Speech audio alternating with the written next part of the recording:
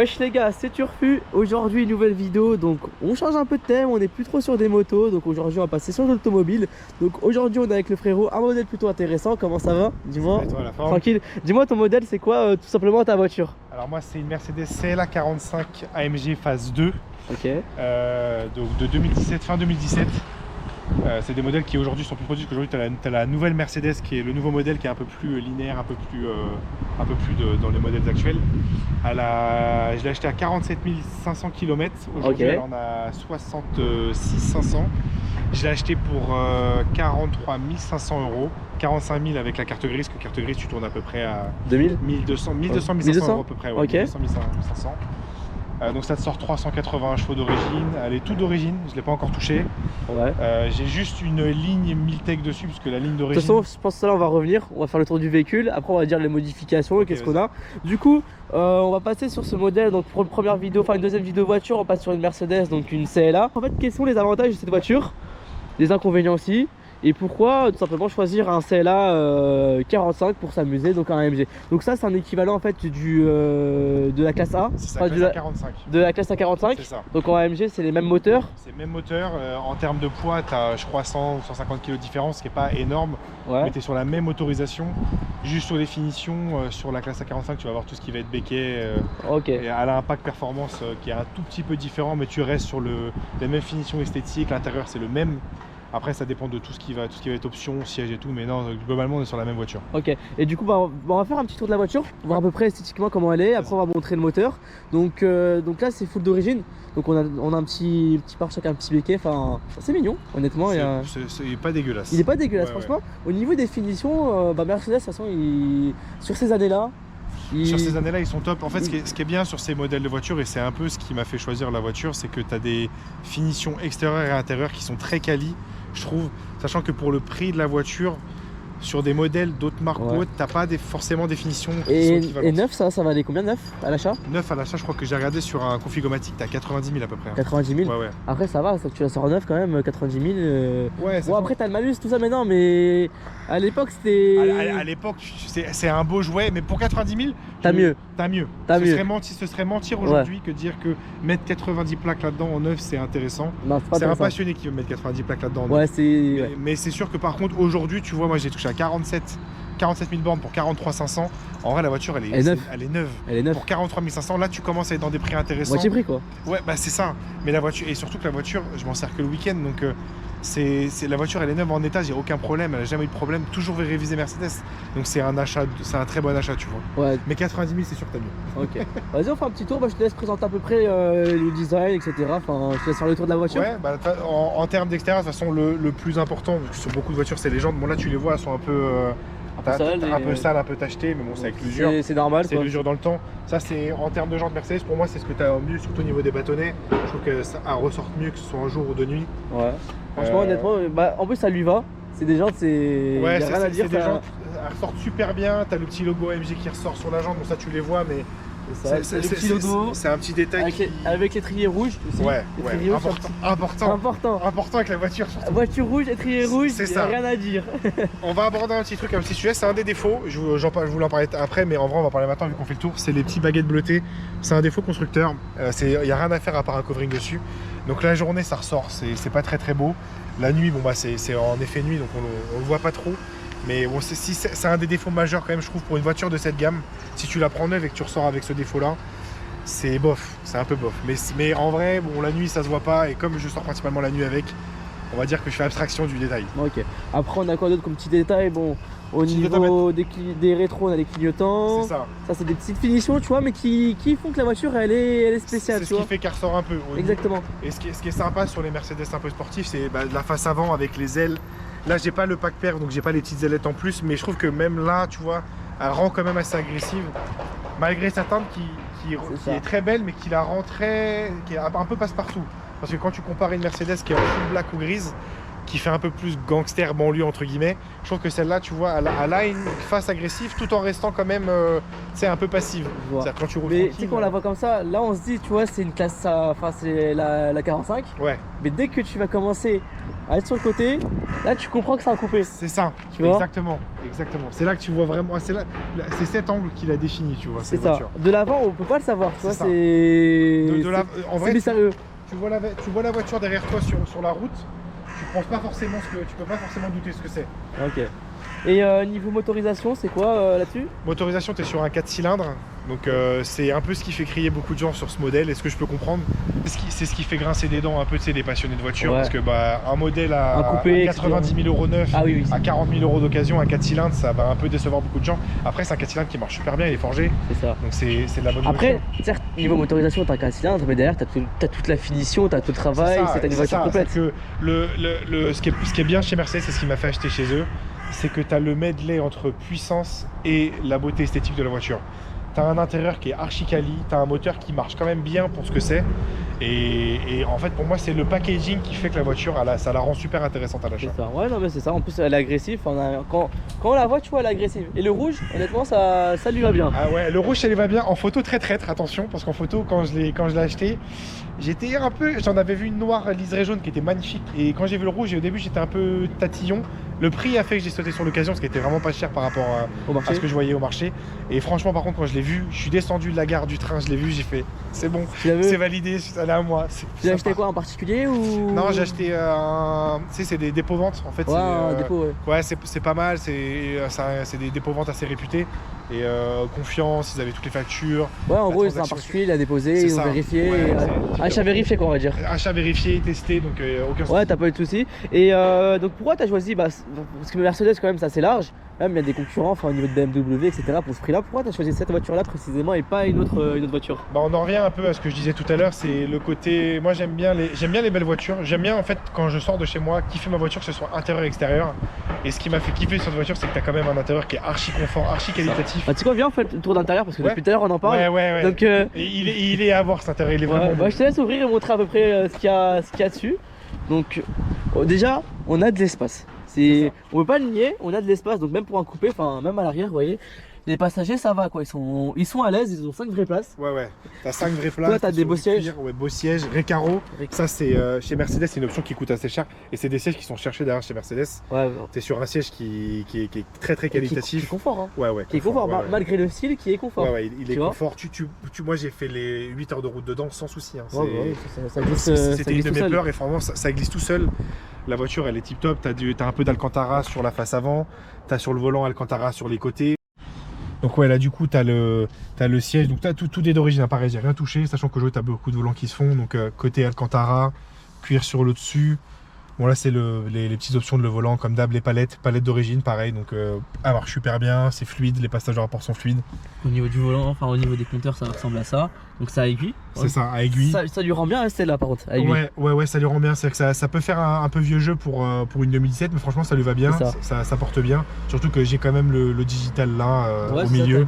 C'est ça, il y a les petits écrans au milieu. Derrière t'as toutes les options, c'est chauffant, etc. Ouais, c'est chauffant, toute option, j'ai juste pas climatisé et j'ai pas le toit ouvrant dessus. Sinon en option, elle a pratiquement tout. C'est que le gars qui l'a configuré à l'origine, il était quand même... il avait des bons goûts et même le toit ouvrant je trouve que c'est pas gênant à partir du moment où tu fais un ciel étoilé, ça sent que c'est un peu à la mode aujourd'hui, ça limite je pense que ça rendrait mieux pour ce genre de voiture. Ça rendrait mieux, c'est ça. On a même ce niveau de finition les gars, même là le logo AMG qui est présent. Enfin, ouais c'est ça. C'est ça, c'est le logo AMG. C'est le logo AMG qui est présent. Le seul petit défaut c'est l'écran, moi je dirais. L'écran qui est petit et qui est pas complet on va dire. C'est ça c'est pas trop ça reflète un peu bizarrement avec les finitions que tu as dans la voiture, c'est-à-dire que tu as des super finitions et tu as ce petit écran, sachant que tu as un CarPlay mais c'est USB, donc ça fait très vieux jeu, sachant qu'aujourd'hui tout le monde fait en Bluetooth, enfin le Bluetooth ça paraît normal, donc il fonctionne en Bluetooth mais le CarPlay ne marche pas en Bluetooth. Le CarPlay il faut le mettre en USB ici, sachant que quand tu ouvres ça fait un peu ça fait très caché un peu bas de gamme. Mais sinon dans le reste ça marche bien. En option sur la voiture de conduite tu as le confort Sport Plus et Race. Le reste tu l'as pas sur tous les modèles, c'est une option aussi quand tu l'achètes. Et t'as l'individual. L'individual, ça c'est pour configurer la conduite à ton goût à toi. C'est-à-dire que tu peux mettre suspension sportive, mais moteur en confort, ou inversement. C'est un peu toi qui configure ta conduite comme tu le sens. Okay. Mais après, ouais, vraiment sur l'intérieur, t'as des capteurs des radars de jantes partout. Donc là, c'est les radars de jantes avant. Ouais. Et à l'arrière, bon, tu le vois là, t'as les radars de jantes. Ouais, c'est ce que j'ai vu, t'as pas fait tes jantes toi. Hein? Tu les as pas goûté tes jantes? Non. Elles ont pas goûté, ça c'est bien. Ouais, ça c'est 2500 € la jante, merci, je les ai pas. On peut pas les goûter. Ah, non. Et du coup, on va montrer aussi le moteur. Forcément, ouais. Bah, on en parle depuis tout à l'heure, tu vois, mais faudrait le montrer. Du coup, les gars, il y a l'install du frérot, si vous voulez, si jamais. On va montrer le petit moteur et voir à quoi il ressemble. Donc, par contre, niveau moteur, il tient pas tout seul. Le capot. Là, il y a quelque chose qui va faire crier, c'est il n'y a pas de vérin. Il n'y a pas de vérin, regardez les gars. Non mais c'est pour vous rappeler les époques à la Clio 3. 90 000 balles neuf, il n'y a pas. Mais non mais ça vous rappelle l'époque où vous aviez une petite voiture, on garde le système à la baguette, ça marche. C'est ça. Du coup le moteur, donc forcément avec un AMG qui est signé, donc on a la petite plaque ici. Ça a été fait par Stéphane Karcher, c'est ça? C'est ça, que je remercie grandement pour cette voiture. Il est fiable son moteur, il a pas de soucis? Ouais, non, pas de soucis. Est-ce que ce moteur il a des maladies à connaître ou pas trop? La plus grosse maladie sur ces motorisations, ça va être l'embrayage. C'est le plus gros problème qu'on a. Après sur le moteur en soi, non. Après il faut faire attention à comment tu conduis, c'est-à-dire que dessus tu as un launch control mais faut éviter de le faire parce que tu peux niquer ton turbo, tu peux niquer ton embrayage. Ouais, pareil, l'embrayage, c'est une phase 2 donc il est un peu plus fiable mais il reste quand même très fragile. Et donc tu peux tirer, la voiture elle est faite quand même pour tirer, mais par contre tout ce qui est launch control, faut éviter quoi, c'est ce qui peut te tuer. Quand même il est balèze hein, le 4 cylindres quand même. Ouais. En 4 il prend sa place hein. Et le turbo il est balèze aussi. On avait dit combien de chevaux? 381 d'origine. Ouais quand même, d'origine 4 cylindres 380, en vrai il y en a qui se plaignent mais t'es sur un 4 cylindres. Niveau chevaux il est exploité quoi. Ouais, t'es sur un 4 cylindres qui est surexploité. En performance, franchement, elle paye pas de mine. Hein. Elle en a quand même dans la gueule. Le 0 à 100, c'est 3 secondes 8. Hein. Donc elle envoie quand même. Certes 4 cylindres, mais bon. Certes 4 cylindres, mais t'as des performances. C'est sûr que, et je maintiens quand même pour le prix que je l'ai payé, tu peux trouver un moteur chez BM qui peut être plus intéressant. Mais là, pour le packaging de la voiture, franchement, le moteur, t'as rien à dire. Le moteur, il marche. Finition, etc. Enfin, même, il est beau. Le moteur, il marche. La voiture, elle répond. Les passages de rapport, ils sont fiables. Et en plus, là, il nous fait le chauffage. Là, les shoots, là, il nous fait le chauffage des moteurs. Là, il n'y a pas besoin de mettre le chauffage. C'est ça. Et en plus, si tu fais des stages, tu peux la pousser à combien de chevaux? Enfin, pas stages de merde, tu vois, mais. Ouais, en stage, je me suis renseigné un peu parce que je suis sur un groupe d'A45. Un stage boîte plus moteur, je peux la monter. C'est pas des gros stages, ça va être à peu près 30 chevaux et 60-70 Nm. Après, cette voiture, quand tu veux commencer à la préparer, tu la prépares pour la piste. Ok. Donc, moi, j'ai un groupe où les mecs, ils les ont poussés à 550-600 chevaux. Alors, attention, c'est de la grosse prépa, hein, c'est de la prépa à 15-20 000 €. Par contre, la voiture, c'est de la voiture de piste. Et c'est le jour et la nuit. Ah ouais, ça rien à voir. Et même moi, là, on m'en a parlé récemment. On m'a dit que le stage de boîte et de moteur me changeait complètement le comportement de la voiture sur route. C'est pour ça que là, je suis en train de chercher un préparateur pour me la faire. Ok. Et du coup, aussi en théorie, donc là, en théorie, la vitesse max de cette voiture, ça serait quoi? En théorie, la théorie, je te dirais, je crois que c'est 2,40 ou 2,50. 2,40 et quand tu vois des vidéos autobahn, etc. c'est... Vidéo autobahn, il a poussé à 2,90-300 d'origine. D'origine? Ouais. Ah ouais, donc ouais. Et elle les prend rapidement. Hein. Franchement, je trouve que en termes de performance. Niveau poids, on a combien sur ça? Là, t'as 1,5 tonne. 1,5 tonne. 1,5 tonne sur la voiture, ouais. Donc ça. Bah, mais ça va. Quand tu vois son gabarit, tu t'attends à plus. Ouais, c'est ça. Parce que tu t'attends à un paquebot. Mais après, quand tu sais que c'est une Cella, enfin un moteur de 45, etc., donc tu t'attends quand même qu'elle soit un peu léger, tu vois. Ouais, c'est ça exactement. Tu restes sur une voiture qui est quand même légère pour son gab et sa largeur. Et non, elle envoie. Hein, c'est ça. Et du coup, en modification que tu as fait actuellement, donc ce que tu avais dit, c'est la ligne, c'est ça. Donc c'est une Miltech. Ligne Miltech, exactement. Donc tu l'as fait monter chez Shiftech, donc tu en as eu pour 1800, c'est ça? 1850 €, c'est ça. Donc on va pas trop le voir forcément, mais. Voilà, ça reste un des défauts aussi, c'est que les pots, c'est pas des vrais pots. Les pots d'échappement sont derrière le diffuseur. C'est esthétique. Et ça, c'est un peu triste. C'est dommage, hein, je trouve. Ouais, c'est super dommage. Je comprends pas l'intérêt de. C'est une économie. Ouais, c'est une économie, mais je trouve qu'esthétiquement parlant, du coup, ça gâche un peu. Parce que certes, le diffuseur il est beau, mais comme les sorties ils sont pas là. Ouais, c'est une économie, ils ont pas voulu aller jusqu'au bout, etc. C'est plus facile à monter sans. C'est ça, et dis-toi que même la ligne Militech, elle s'arrête encore avant le diffuseur, ça reste 2 pots d'échappement. Ah ouais. Et si je veux faire 4 sorties, il faut que je la fasse faire sur mesure, parce que ça n'existe pas. Donc c'est un peu dommage. C'est dommage. On va écouter quand même le bruit de la ligne pour voir à peu près qu'est-ce que ça vaut. 1800 € quand même, c'est un sacré budget, donc on espère que ça va. Après, il n'y a pas de carto, donc ça veut dire derrière, c'est avec les moteurs quoi, c'est l'origine. C'est le moteur. Il n'y aura pas de carte pop ou quoi que ce soit. Mais ça pop déjà les gars, écoutez hein.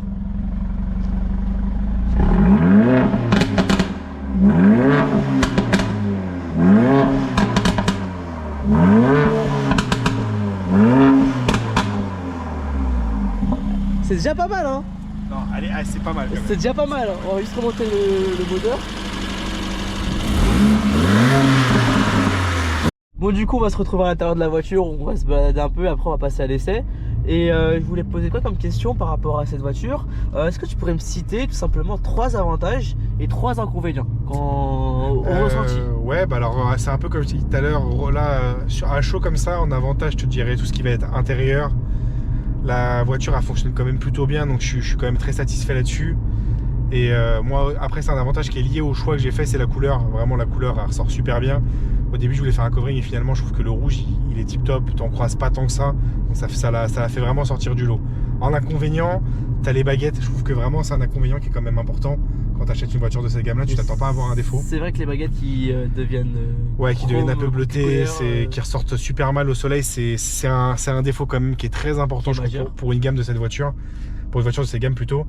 T'as la ligne d'échappement, je trouve que le fait que ce soit que 2 sorties et c'est pas une vraie ligne et que c'est un diffuseur, je trouve ça dommage parce que c'est pareil sur une voiture de cette gamme. Bah, si tu compares à un BM, tu t'attends à avoir 4 vraies sorties, donc c'est vraiment un petit bémol en plus. Et après, bah, en 3e défaut là, à chaud comme ça, j'en vois pas trop. C'est pour moi les 2 gros défauts majeurs. De toute façon ouais, c'est une voiture que t'aimes, donc forcément tu vas pas aller chercher. Ouais c'est ça. Bah, après je sais être objectif aussi vis-à-vis de la voiture, mais là c'est vraiment ceux auxquels je pense très souvent parce que bah tu vois les baguettes quand je me lève le matin je les vois, donc c'est chiant. Le diffuseur j'ai fait changer la ligne, même la nouvelle ligne j'ai pas les 4 sorties dessus, donc j'en suis conscient et ça m'emmerde un peu.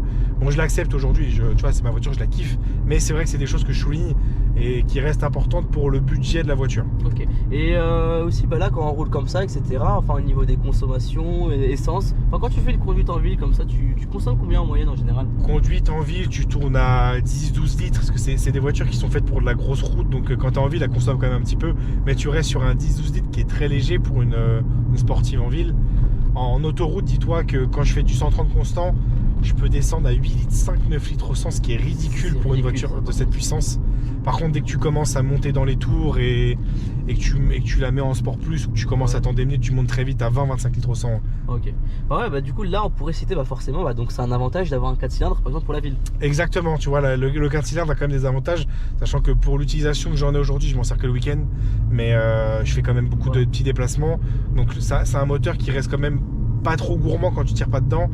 Et c'est pas, donc la voiture n'est pas un gouffre financier tous les mois. C'est-à-dire, tu vois, je m'en tire pour 300, 400 vraiment euros d'essence quand je push le vis un max, mais c'est vrai, 300 euros d'essence, c'est pas tant que ça pour une voiture de 400 chevaux. Si élevé. Tu sais que j'allais faire une comparaison de ouf, mais en fait, je vais pas la dire. Tu sais, j'allais dire quoi? J'allais dire, ouais, bah en fait, un mec qui veut rouler en ville, il prend un 45 comme ça MG, et un mec qui veut envoyer un 6.3. Mais en fait, non, prends le 6.3 direct. Non. Prendre le 6.3, c'est le choix judicieux. 6.3 V8, les gars, faut foncer hein, si vous avez la où j'ai dit, ouais, prends ça, non, prends un 6.3, t'as cassé. Le 6.3, de toute façon, tu l'achètes, t'es confiant que il va te coûter cher. Donc autant y aller à fond, ville, pas ville, il faut y aller. C'est ça, tu sais que tu vas consommer, etc. Mais tu vas kiffer. Bah ouais, les gars, 6.3 MG, tu lui mets le full tube. 6.3 les gars, moi c'est la prochaine voiture hein, j'espère. Vas-y hein. On sera de retour ici. Ah bah on sera avec plaisir, un petit 63 et aussi on n'a pas parlé niveau assurance, ça, enfin je connais, ton bonus il est de combien? Moi ça fait 7 ans j'ai le permis, j'ai jamais eu d'accident, donc je dois avoir un bonus de je pense 40%. L'assurance en tout risque plus, sans franchise, rien, je tourne à 130 euros par mois. Ça me revient à 1600 à peu près par an. Ce qui est raisonnable, pour les chevaux de la voiture, pour la cylindrée. Et surtout, il mate et elle dort en Ile-de-France. Ouais, c'est ça, exactement. C'est ça, exactement. Moi, j'ai pas eu de malus dessus parce que je l'ai acheté, elle était déjà une française en plus. Donc, franchement, dis-toi que j'ai ma Daily, c'est une Cooper. Ouais. Je paye 80 euros en tout risque. Hein. Et c'est une 90 chevaux. Donc, quand tu vois les 50 euros d'écart pour 300 chevaux d'écart, on est vraiment sur quelque chose de tranquille. Hein. C'est léger. Après, en plus, quand même, il te baisse le prix vu que t'as une autre voiture. Exactement, c'est ça. Ça veut dire de base, ça aurait été un peu comme plus... Ça aurait été peut-être un peu plus cher. Après, je pense que l'avantage aussi, c'est que je l'ai acheté, j'avais 6 ans de permis. J'ai jamais eu d'accident, donc j'ai que du bonus. Donc ça me permet vraiment de prendre une assurance avec full sécurité, full full garantie, sans franchise, pour pas très cher finalement. Ok.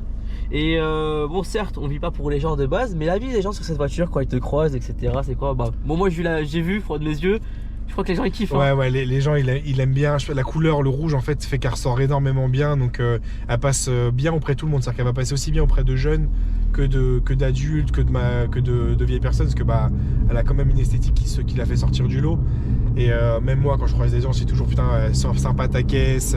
Mercedes, c'est quand même bien vu aussi, même si on en voit moins aujourd'hui. Et des sportifs, on n'en voit pas tant que ça. C'est une bonne réputation. Ouais, c'est pas comme BMW, tu sais, on dit le mec quand même, il va te coller ou je sais pas. Ça. Non, Mercedes, ça va. On a plutôt bonne réputation et comme la voiture, elle est un peu passe-partout, elle sort bien vraiment auprès de tout le monde. C'est-à-dire que j'ai vraiment que des très bons retours sur cette voiture. C'est ça. Et surtout, bah, comme je l'ai vu tout à l'heure, les gars, j'ai pas voulu filmer parce que c'était des mamans, etc. Mais des mamans en vélo. Ouais. Ils lui ont demandé de faire des petits coups de pop. Ouais, c'est marrant parce que tu dis, c'est un peu la controverse. C'est en vélo sûrement pour kiffer l'éco-carbone et moi j'arrive gros. Elles arrivent, elles se disent, attends, elle est bien la voiture et tout. C'est ça, ouais. Ils lui demandent de mettre des petits coups de pop. Mais c'est ça qui est génial, c'est que la voiture a plaît à tout le monde. C'est-à-dire que tu vois des mamans comme ça qui se baladent, apprennent des vidéos pour leurs enfants, même elles ont kiffé la voiture. Tu vois, ça fait plaisir et même nous, ce serait mentir que de dire personnellement que ça fait pas plaisir. Moi, quand quelqu'un me dit que ma voiture elle est belle, ouais, il flatte mon ego, je suis heureux, je me confort dans mon achat alors que je l'ai acheté pour moi la voiture. Là, ça rassure ton achat, tu vois, c'est ça, exactement. C'est-à-dire, ah, c'est bon, j'ai pas mis de l'argent pour rien. Exactement, c'est la voiture, c'est un achat réfléchi. Exactement, c'est ça. Non, ouais, c'est ça que tu vois les gens qui kiffent, etc. Tu te dis, bon, bah ça va, c'est propre. Après, ouais, en plus, la voiture, de toute façon, elle est bien entretenue, elle est propre esthétiquement, Ouais, donc ça. elle a une bonne image. Enfin, c'est pas comme un gros taco qui fume ou je sais pas quoi. C'est important, les gars, quand les voitures, on les achète, il faut les entretenir, faut faire attention. Une voiture de cette gamme, sachant que je compte peut-être la revendre un jour, c'est entretien constructeur obligatoire. Donc c'est des choses importantes dans... C'est des billets certes, mais derrière, c'est des billets, à mais la vente, voilà quoi. Ça sera à la vente, ça se vend plus facilement, on va dire. Exactement. Alors que des petits garages, c'est propre les petits garages, tu vois, mais à un acheteur, enfin, qui va se dire, je sais pas si c'était chez BM, enfin chez Merco, est-ce que ça a bien été fait, enfin. C'est ça, en fait, attention, des petits garages qui sont très bons. Ils sont très bons, et qui font très bien le travail. Même des fois, les petits garages sont seraient même meilleurs. Ils sont meilleurs, moins chers. La plupart des gens, ils vont être plus rassurés parce qu'ils ont une voiture marquée Mercedes, ils ont une facture marquée Mercedes, qu'une facture marquée par l'adresse d'un petit garage où là, ils seront pas rassurés du tout. Ce qui pourtant veut rien dire. C'est ça. Et après, on n'a pas parlé, mais les coûts moyens des entretiens, c'est quoi? Alors sur les Mercedes, moi je connais que deux services. Tu as le service A et le service B. Service A, c'est un entretien. Déjà, ça veut dire quoi? Entretien. Ok, c'est les petits. C'est petit entretien service A. Ça m'a coûté, là, je l'ai fait il y a 6 mois, 680 €, je crois, ce qui est pas mal déjà pour un petit entretien. C'est pas mal. C'est quoi? Ça consiste à quoi? Ils ont fait tous les filtres, ils ont fait l'huile. Okay. Ils n'ont pas fait la vidange de boîte. Et donc là on arrive au service B. Service B, c'est vraiment gros d'entretien, vidange de boîte, où là on tombe entre les 1300 et 1600 € à peu près. Ah ouais, c'est de ce que j'ai vu en tout cas. C'est du budget quoi. Ouais, c'est. Bah après c'est Mercedes, c'est le gamme, c'est le prix. Hein. C'est ça, c'est-à-dire que quand tu achètes une voiture de ce style, mais que ce soit Mercedes ou même un gros BM, tu arrives sur des voitures où tu sais qu'en coût d'entretien, ça va être un gouffre, mais il faut l'acheter en étant conscient de ça. Parce que c'est des voitures qui vont coûter de l'argent, que ce soit dans la vie de tous les jours, dans son suivi, dans le nettoyage. Et même en termes de temps, c'est du temps pour l'entretenir cette voiture. Donc il faut partir de ce principe que voilà, il y a des billets à mettre et il faut être prêt à les mettre. Ok, ouais, bah c'est intéressant tout ça. En fait, ouais, c'est des informations à savoir. Faut acheter la voiture et après être prêt à l'assumer tout simplement. Exactement. Parce qu'il y a beaucoup de personnes qui oublient ces détails. Ils achètent la voiture et après ils ont des frais et malheureusement ils n'ont pas prévu le budget pour et du coup c'est des projets qui dorment. T'as souvent des gens qui se retrouvent un peu piégés. Ils se disent putain, la voiture, je pensais pas qu'elle allait me coûter autant. Les gars, quand on arrive sur des moteurs à plus de 300 chevaux, même quand vous faites des préparations, les voitures elles commencent à devenir très gourmandes. Donc il faut être prêt à assumer ça derrière parce que financièrement ça porte un coup. Hein. Moi, c'est sur mon budget. La voiture, j'en suis conscient et attention, je l'assume pleinement, mais elle a un coût. C'est-à-dire que tous les mois, la voiture, elle me coûte 500 €, assurance, essence, même des fois 600, 700 selon comment je vais rouler. Donc voilà, il faut être conscient que c'est des voitures qui sont gourmandes et qui vont un peu faire baisser vos dépenses dans le mois. C'est ça, faut anticiper. Exactement, ouais. C'est ça.